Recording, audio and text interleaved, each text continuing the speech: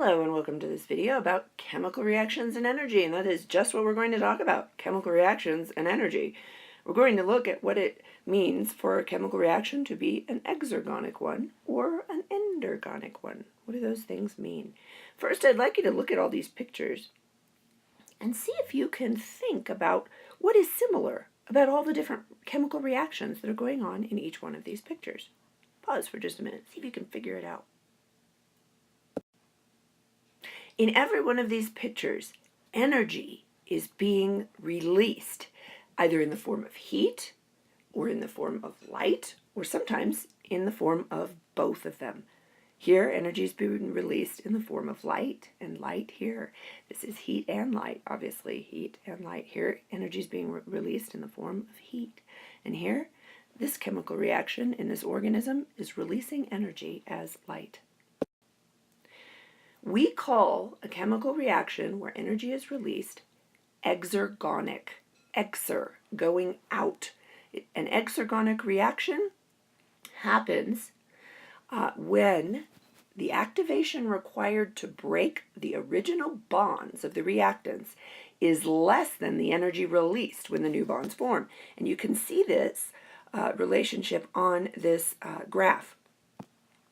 If we have energy on this side of the graph, and the reaction is proceeding in this direction here.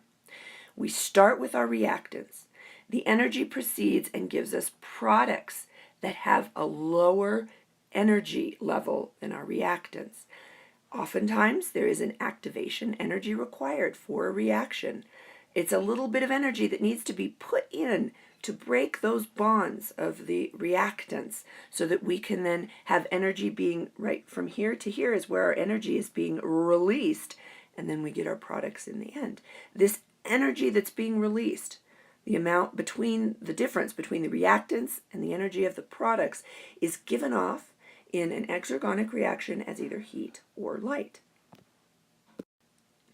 When that extra energy is given off as heat, in the form of thermal energy, we call that kind of a reaction specifically an exothermic reaction. Here is an example of an exothermic reaction.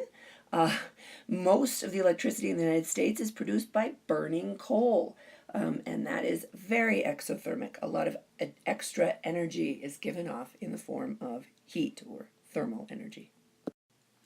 So what if the opposite is true? What if the chemical reaction requires energy?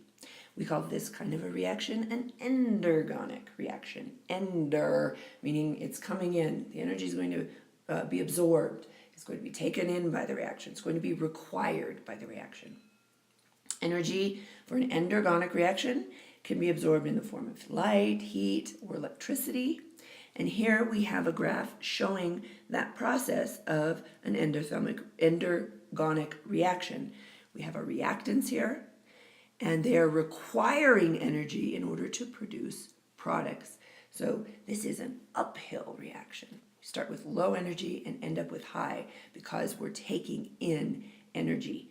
This is the energy being absorbed, the difference here.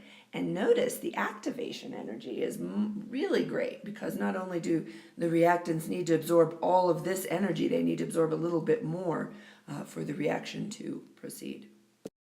So when the endergonic reaction is requiring specifically thermal energy, or energy in the form of heat, then we call that an endothermic reaction. Cooking is an example of an endothermic reaction.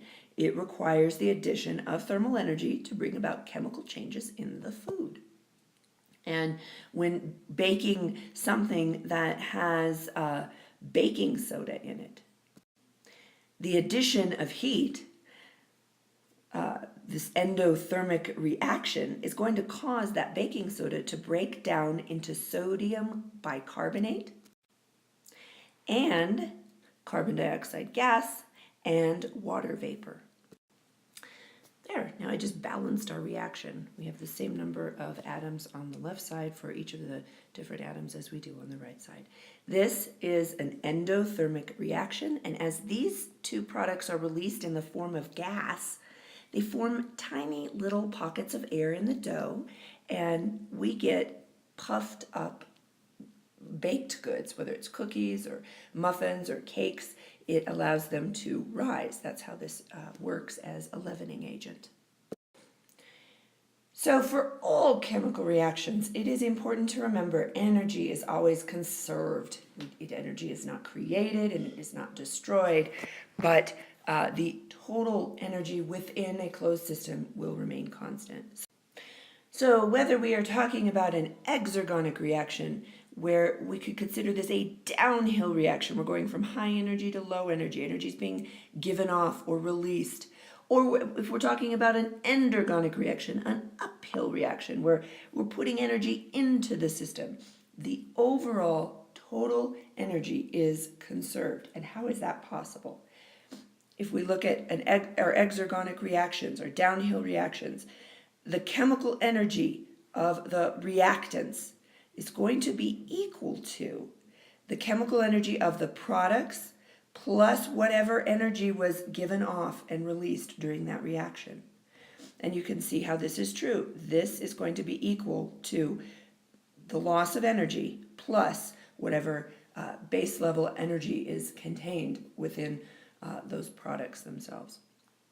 And when we look at our endergonic reaction, you can see that the chemical energy of the reactants plus whatever energy they are absorbing is going to equal the total chemical energy of the products.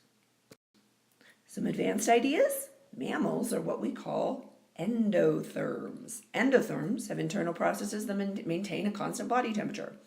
And those processes cool endotherms if they're too warm, and they warm them up if they're too cool. Animals that lack those processes are called ectotherms. The body temperature of an ectotherm can vary within its environment. Compile a list of some examples of endotherms and some examples of ectotherms. Or why don't you compile a list of some examples of endergonic and exergonic reactions and what makes each of them endergonic or exergonic. I look forward to seeing what you come up with, and we'll see you in class.